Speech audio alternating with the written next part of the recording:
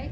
So we have that unit, and then the senator spilled her latte. Senator, subject, spilled her latte, verb phrase, right? So we've got two different sets. So we know we can't just smush two in the same sentence. We need to find a way to separate it. So their recommendation is that we can put a period here, the fire alarm went off, period, and then capital letter, the senator spilled her latte all over her desk.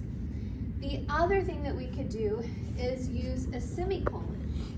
So a lot of students are, I think, pretty hesitant to use semicolons sometimes because it feels like a kind of new thing that they haven't really studied before. So I just want to talk about semicolons for a minute because I want you to feel empowered to use whatever you want. So a semicolon does the same job as a period or any other kind of final punctuation to say this is a complete thought. That's basically what a semicolon is. So it's like a period. So semicolon is this with a comma with a dot above it. So it's just like a period in terms of the impact of it, but it's like the sentences are holding hands. I know that's like almost too cute, but that's how I think about a semicolon. It's like you're trying to show there's a connection between these ideas and you want to make that connection really clear, so you're going to use a semicolon instead of a period. Otherwise it would just be a period, like that's that idea, here's this idea, but you're trying to show the connection. Like because the fire alarm is the thing that made her surprise her, made her spill her coffee, right? So you're trying to show that connection. So the semicolon is the way of kind of showing that connection between the two sentences. So whenever you see that there's a need for that, you totally could do something like that. Like if we could do that in the previous version too, where we had the centipedes were terrible. The centipedes were terrible last night, semicolon, they started late. We'd have to add the they to make it a complete thought on the other side of the semicolon as well. But once we do that, we could do the same thing there and use a semicolon to show that connection. So a semicolon is like the two sentences like holding hands, being connected, having some kind of cause-effect relationship or something else that shows that there's a relation between the two, which is why we would do that.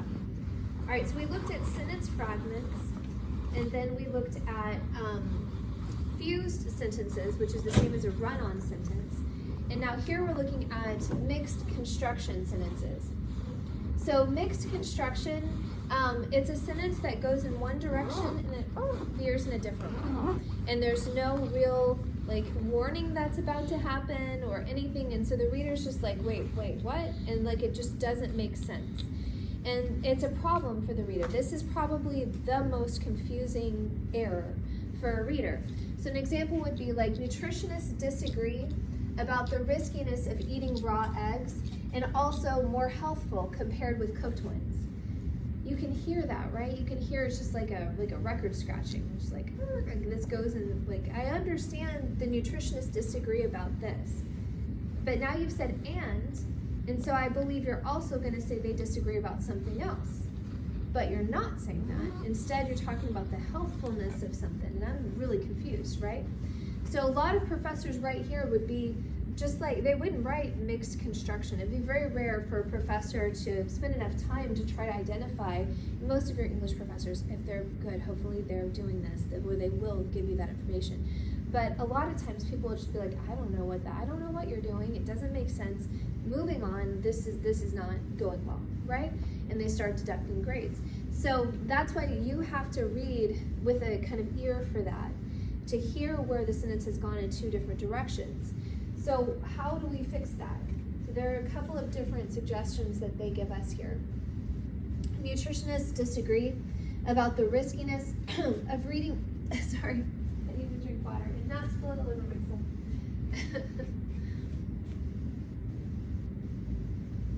Okay, I nailed that. Nutritionists disagree about the riskiness of eating raw eggs and also about their healthfulness compared with cooked ones. Do you see how they fixed it by fixing the parallel structure on either side of the and? They disagree about this and they disagree about this. Often mixed construction is a problem with that parallel structure. That's a lot of times the reason that it becomes mixed, is that the first part of the sentence, maybe even further parts, have the same structure, and then we get excited about an idea and we start veering off in a different direction, and at that point we lose our parallel structure, and then it becomes confusing for the reader. So it's often a parallel problem. So they fix that. Here's a different way of fixing it. Nutritionists disagree about the riskiness of eating raw eggs, period. Raw eggs are more healthful than cooked ones. I don't know if that's true or not. That's true. That's true. Is it true? Yes. I was, I think I was 18 or 17-year-old. I was actually runner-up or racing, and 1 kg pure milk. And I don't like it. Taste is not good, but my father put it. I think 7-8 eggs, real eggs, not like that.